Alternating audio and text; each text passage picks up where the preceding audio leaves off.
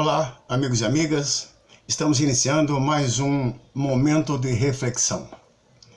E o momento de reflexão de hoje está no livro de Romanos, Carta de Paulo aos Romanos.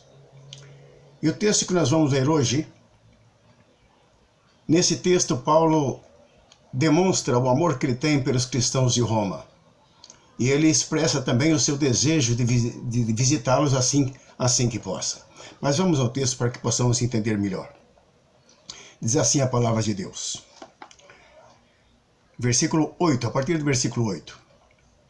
Primeiramente dou graças ao meu Deus, mediante Jesus Cristo por todos vós, porque em todo o mundo é anunciada a vossa fé. Pois Deus, a quem sirva em meu espírito, no evangelho de seu Filho, que é testemunha de como incessantemente faço menção de vós, pedindo sempre em minhas orações, que afinal, pela vontade de Deus, se me ofereça boa ocasião para ir ter convosco. Paulo aqui está falando de oração, que estava orando por aquelas pessoas que ele nem conhecia, uma intercessão amorosa. Muito tempo antes de ver o rosto dessas pessoas de Roma, ele já estava orando por elas. Portanto, ele já ganhara a batalha antes mesmo de começá-la, antes mesmo dele entrar nela. Portanto, seria bom orarmos, irmãos, a cada dia, pelas pessoas que ainda não conhecemos e que Deus certamente colocará no nosso caminho. Pense bem nisso, que sejamos a elas uma bênção. Aqui nesse versículo 9 e 10, Paulo expressa o valor da oração. É bastante evidente que a oração tinha muito valor para o apóstolo. Essa viagem projetada por ele era objeto de súplicas contínuas. As pessoas pediam constantemente que ele fosse visitá-las. Ele sabia que muitas coisas tinham de ser obtidas por meio da oração, e que sem ela ficariam completamente perdidas. Lembremos que nossas viagens também devem ser projetadas de acordo com a vontade de Deus e com oração. Versículo 11. Porque desejo muito ver-vos, para vos comunicar algum dom espiritual, a fim de que sejais fortalecidos, isto é, para que juntamente convosco eu seja consolado em vós pela fé mútua, vossa e minha. Fortalecimento mútuo.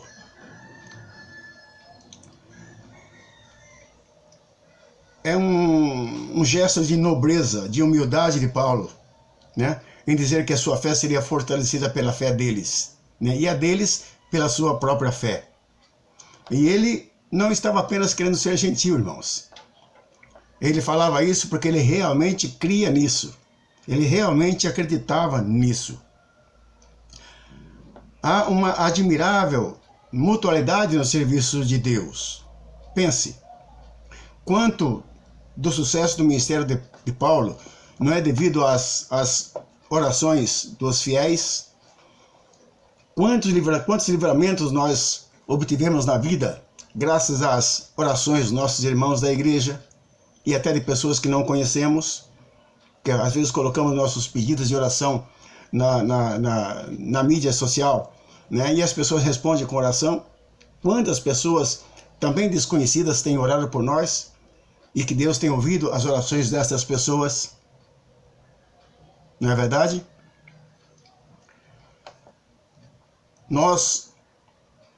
Por acaso nós oramos, irmãos, pelos ministradores da palavra, os pregadores da palavra de Deus, oficiais ou leigos, não importa, que fazem o trabalho que os anjos gostariam de fazer, que é levar as boas novas do Evangelho? Versículo 13. E não quero que ignoreis, irmãos, que muitas vezes propus visitar-vos, mas até agora tenho sido impedido, para conseguir algum fruto entre vós, como também entre os demais gentios. Eu sou devedor tanto a gregos como a bárbaros, tanto a sábios como a ignorantes. Aqui novamente ele dá uma nova lição de nobreza, de humildade, né? Uma grande dívida que ele tinha. E todos nós temos uma grande dívida, irmãos. que nós não temos condição de saudá-la, não temos condição de pagá-la. Que dívida é essa? Para com Deus. Nós devemos tudo a Ele. Mas desde que não podemos fazer nenhuma retribuição, Ele nos faz seus legatários. O que é isso? Aquilo que nós gostaríamos de retribuir a Deus e não podemos fazê-lo, Ele nos permite que retribuamos as outras pessoas. Nós devemos pensar nos outros como quem tem algo a cobrar de nós, por amor de Jesus, por amor de Cristo. Ajudando-os, nós o fazemos para o Senhor. O próprio Jesus disse: a mim o fizeste. Versículo 15. De modo que, quanto está em mim, estou pronto para anunciar o Evangelho também a vós que estáis em Roma. Ou seja, ele está afirmando aqui que ele estava pronto para aceitar o desafio de pregar o Evangelho em Roma, a capital do mundo da época. E Paulo, irmãos, não era indiferente às exigências da cultura intelectual. Ele tinha sido cuidadosamente instruído pelas literaturas hebraico e grego. Era conhecedor. Ele foi discípulo de Gamaliel, que na época era um dos maiores rabinos, um dos maiores mestres da lei.